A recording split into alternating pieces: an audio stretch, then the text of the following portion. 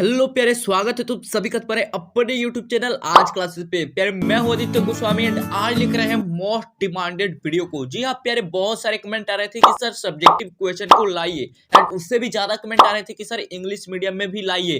तो फाइनली आज के इस वीडियो में फिजिक्स के 20 MVBI सब्जेक्टिव क्वेश्चन को लेकर आए हैं। बहुत ज्यादा इंपॉर्टेंट क्वेश्चन एंड आंसर है एंड ये पार्ट 1 है। हिंदी इंग्लिश दोनों मीडियम में है। अगर तुम लोगों का प्यार मिला, थोड़ा सा प्यार किए तो आगे पार्ट 2, 3, 4, 5 ऐसे हर एक सब्जेक्ट के लगातार सीरीज लेकर आएंगे। इसके लिए जल्दी से वीडियो को लाइक कर दो, चैनल को सब्सक्राइब कर दो एंड शेयर करना बिल्कुल मत भूलना, दबा कर शेयर करो क्योंकि इस फॉर्मेट को बनाने में बहुत ज्यादा टाइम लगा है एंड मेहनत भी लगा है। क्योंकि हिंदी में टाइपिंग करने में थोड़ा कम टाइम लगता था, लेकिन अब इंग्लिश में भी टाइपिंग करना पड़ रहा है, इसलिए बहुत ज्यादा टाइम लग रहा है। इसके लिए आपकी प्यार की जरूरत है। थोड़ा सा वीडियो को शेयर कर दीजिए एंड चैनल को सब्सक्राइब कर लीजिए। चलिए शुरू करते हैं और फिर सबसे पहले क्वेश्चन को देख लेते हैं। पहला क्वेश्चन यहाँ पर दोस्तों, आवेश संरक्षण का सिद्धांत क्या है? What is the principle of conservation of charge? तो इसके आंसर को देख लेते हैं। तो यहाँ पर आंसर दिया गया है, देख तो पहले क्या कह रहा है। आवेश संरक्षण का सिद्धांत, इस सिद्धांत के अनुसार किसी विलगित निकाय के भीतर का कुल आवेश स्थिर रहता है। उदाहरण के लिए जब कांच की छड़ को रेशम से रगड़ा जाता है तो जितना धन आवेश कांच पर उत्पन्न होता है उतना ही ऋण आवेश यहाँ पर देख तो रेशम पर उत्पन्न होता है। यहाँ आवेश का केवल पुनर्वितरण होता है। यह एक सार्वत्रिक नियम है। अगर इस प्रकार से उत्तर को लिखते हो तो 2 नंबर तुम्हारे कहीं नहीं जाने वाले, 2 के 2 तुम्हें फिक्स मिलेंगे, ये मेरी गारंटी रही। एंड ये बिल्कुल राइट एंड परफेक्ट आंसर है। ऐसे ही एग्जाम में छाप के आना है। एंड यहाँ पर देख तो इंग्लिश मीडियम वाले के लिए भी आंसर है। इंग्लिश मीडियम वाले चाहे तो इसका स्क्रीनशॉट ले सकते हैं प्यारे।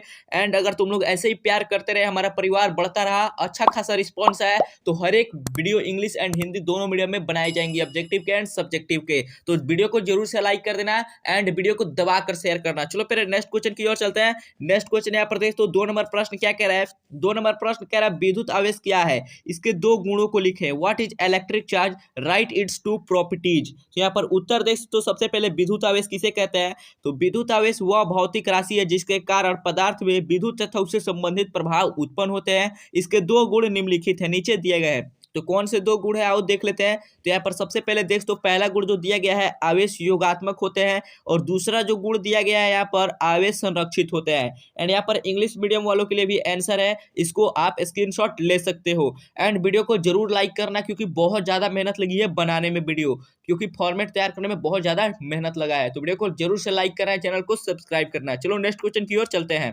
तो यहाँ पर 3 नंबर प्रश्न को देख तो यहाँ पर तीसरा क्वेश्चन क्या कह रहा है। 2 विद्युत क्षेत्र रेखाएं क्यों एक दूसरे को काट नहीं सकती? क्या 2 समविभव सतह काट सकती हैं? Why 2 electric field lines cannot cross each other? Can 2 equipotential surface cross? तो आओ इसके आंसर को देख लेते हैं। क्या पर आंसर दिया गया है, देख तो प्यारे क्या कह रहा है। यदि 2 विद्युत बल रेखाएं एक बिंदु पर एक दूसरे को काटती हैं तो उस बिंदु पर 2 स्पर्श रेखाएं होगी, अतः उस बिंदु पर विद्युत क्षेत्र की 2 दिशाएं होगी जो कि असंभव है, इसलिए एक दूसरे को नहीं काटती। एंड यहाँ पर देख तो इंग्लिश में आंसर दिया गया है, इसका स्क्रीनशॉट जल्दी से ले लो। चलो नेक्स्ट क्वेश्चन की ओर चलते हैं प्यारे। नेक्स्ट क्वेश्चन यहाँ पर देख तो 4 नंबर प्रश्न क्या कह रहा है। 4 नंबर प्रश्न यहाँ पर कह रहा है संधारित्र के किन्हीं 2 उपयोगों को लिखे। Write any 2 uses of capacitor. Capacitor के 2 उपयोगों को लिखना है। तो आओ कैपेसिटर के 2 उपयोगों को देख लेते हैं। तो सबसे पहले यहाँ पर देख तो संधारित्र के 2 उपयोग, पहला क्या है, ऊर्जा संचायक के रूप में, और दूसरा उपयोग क्या है, इलेक्ट्रॉनिक परिपथों के रूप में। और इंग्लिश मीडियम वाले अपना यहाँ पर देख तो इंग्लिश मीडियम वाले भी अपना स्क्रीनशॉट ले सकते हैं चाहो तो। एंड वीडियो को जरूर से लाइक करना प्यारे, क्योंकि बहुत ज्यादा मेहनत लगी है इस फॉर्मेट को तैयार करने में। बहुत इंपॉर्टेंट क्वेश्चन आंसर का सेट है और ये पार्ट 1 है। पार्ट 2 चाहते हो तो अच्छा खासा रिस्पॉन्स इस वीडियो पर मिलना चाहिए। चलो नेक्स्ट क्वेश्चन की ओर चलते हैं। यहाँ पर देख तो 5 नंबर प्रश्न क्या कह रहा है। कह रहे हैं यहाँ पर आवेश के क्वांटीकरण से क्या समझते हैं। What do you understand by quantisation of charge? तो यहाँ पर उत्तर देख तो आंसर, आवेश का क्वांटीकरण, किसी आवेशित वस्तु पर स्थित आवेश हमेशा इलेक्ट्रॉनिक आवेश का पूर्ण गुणज होता है। अर्थात किसी वस्तु पर आवेश जो होता है वो क्या होता है। तो यहाँ पर देख तो Q = प्लस माइनस NE, जहाँ इलेक्ट्रॉनिक आवेश क्या होता है 1.6 × 10⁻⁹ कूलाम। एंड यहाँ पर देख तो क्या कह रहा है, इसे ही आवेश का क्वांटीकरण कहा जाता है, इसे ही आवेश का क्वांटीकरण कहा जाता है। एंड इंग्लिश मीडियम वाले अपना आंसर यहाँ पर देख तो दिया गया है, तुम्हारा आंसर यही बिल्कुल राइट आंसर हो जाएगा। यहाँ पर देख तो बिल्कुल परफेक्ट आंसर है, इसका स्क्रीनशॉट जल्दी से ले लो। चलो नेक्स्ट क्वेश्चन की ओर चलते हैं। नेक्स्ट क्वेश्चन यहाँ पर 6 नंबर प्रश्न को देख तो यहाँ पर क्या कह रहा है, वांडी ग्राफ जनित्र में बेल्ट विद्युत रोधी पदार्थ का क्यों बना होता है? Why is the belt made of an insulating material in Van de Graaff generator? तो यहाँ पर इसका राइट आंसर यहाँ पर दिया गया है, वांडी ग्राफ जनित्र में चालक के नुकीले भाग से वायुकरण अथवा धूलकण आवेश प्राप्त कर उनके द्वारा प्रतिकर्षित होकर एक बेल्ट से टकराते हैं। यह बेल्ट विद्युत रोधी पदार्थ का बना होता है।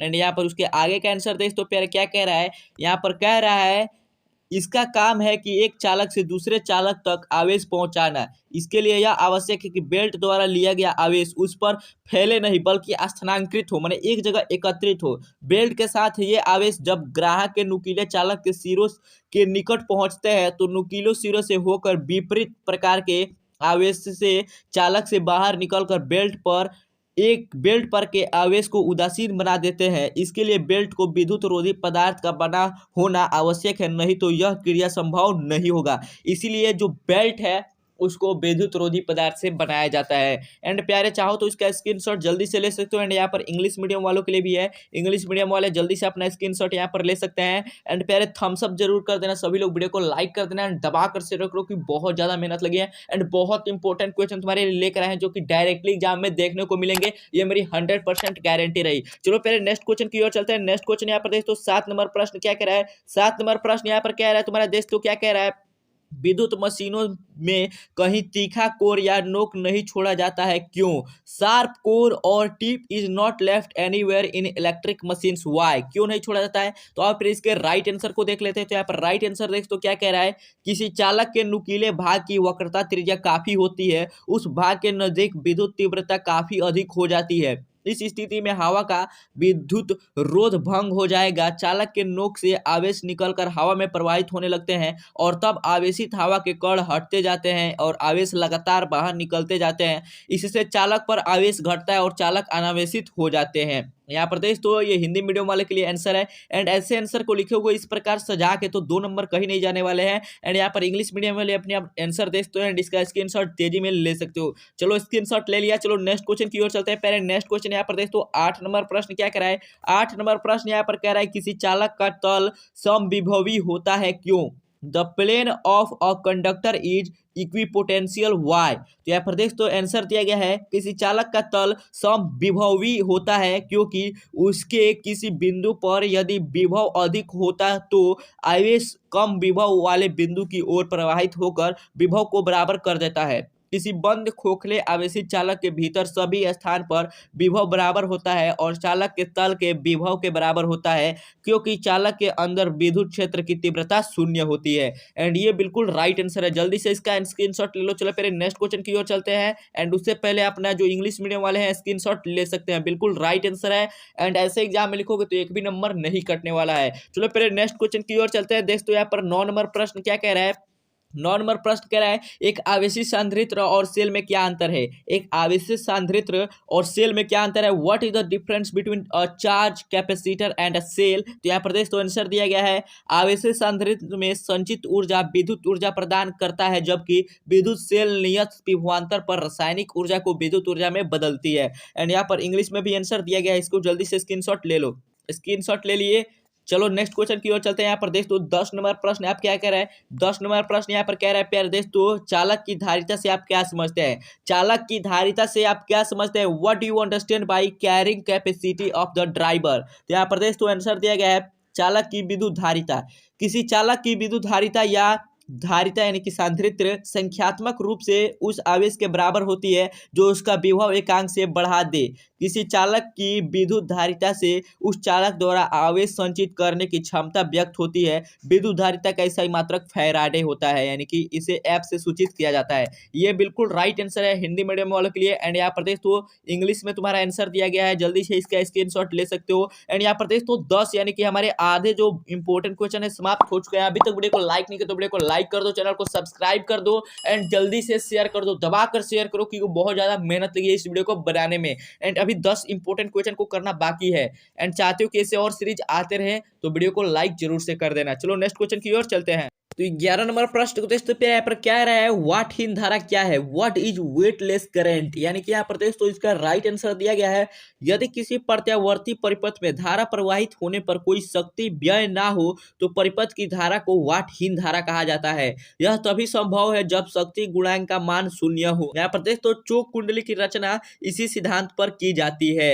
एंड ये हिंदी मीडियम वालों के लिए आंसर है, जल्दी से इसका स्क्रीनशॉट ले लो, बहुत बिल्कुल right answer and perfect answer है। अगर ऐसे लिखोगे तो 2 नंबर तुम्हारे कहीं नहीं जाने वाले हैं। ये शॉर्ट टाइप क्वेश्चन है एंड लॉन्ग टाइप क्वेश्चन को चाहते हो तो वीडियो को लाइक करो। एंड यहाँ पर दोस्तों इंग्लिश मीडियम वालों के लिए है, जल्दी से इसका स्क्रीनशॉट ले सकते हो प्यारे दोस्तों, स्क्रीनशॉट ले लो जल्दी।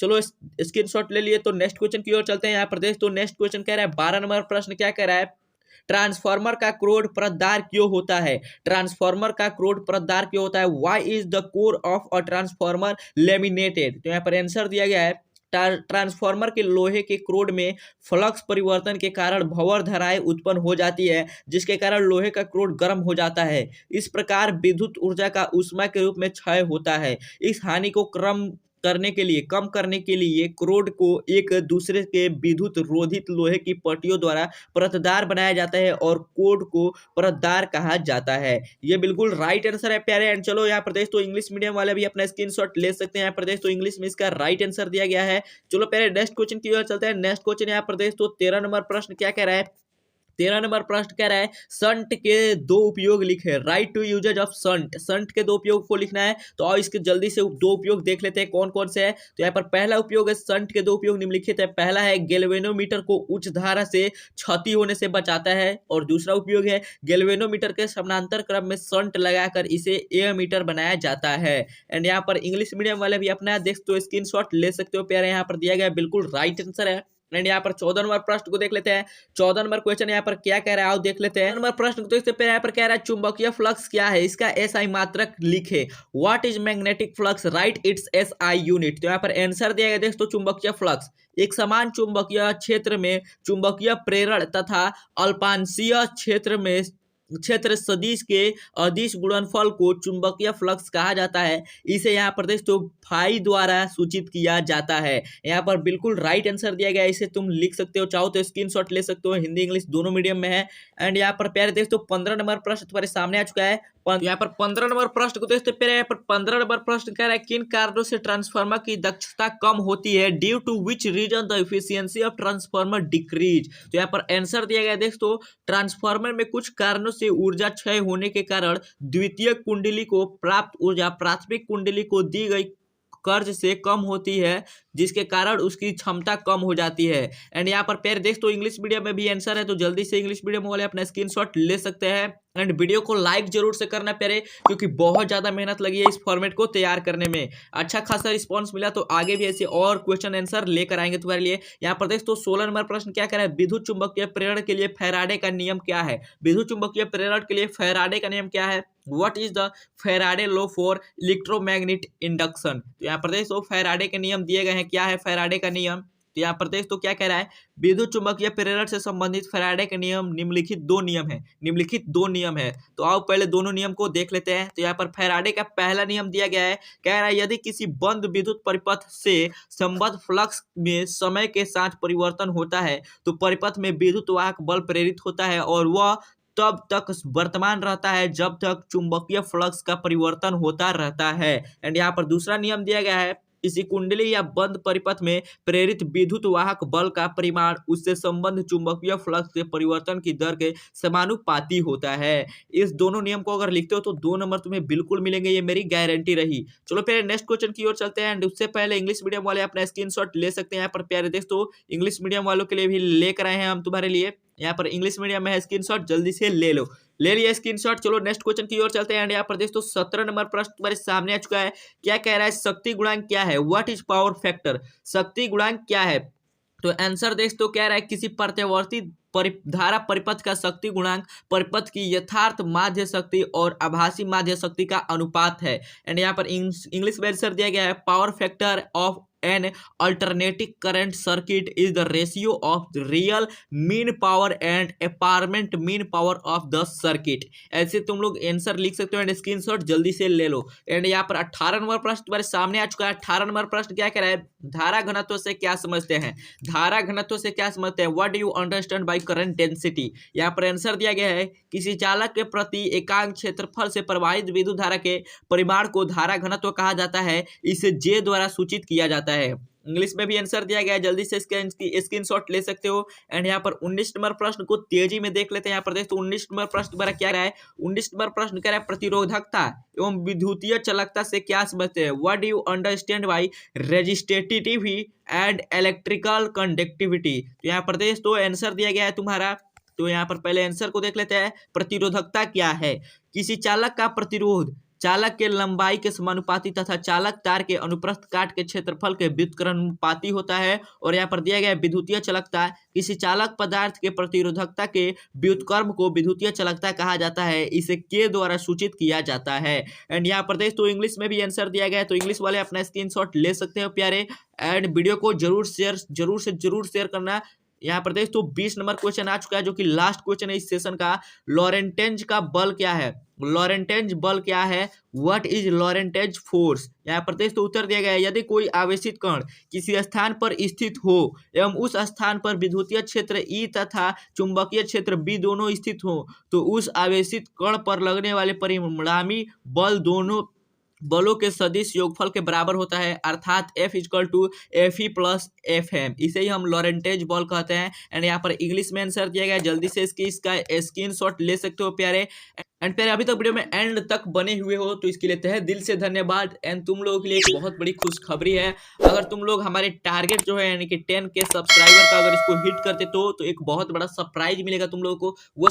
वो सरप्राइज क्या है, वो 10K हिट करने पर ही तुम्हें पता चलेगा। तो जल्दी से वीडियो को लाइक करो, चैनल को सब्सक्राइब करो एंड दबा कर शेयर करो कि ये टारगेट बहुत जल्दी ही पूरा हो जाए। चलो नेक्स्ट वीडियो मिलेंगे, तब तक के लिए जय।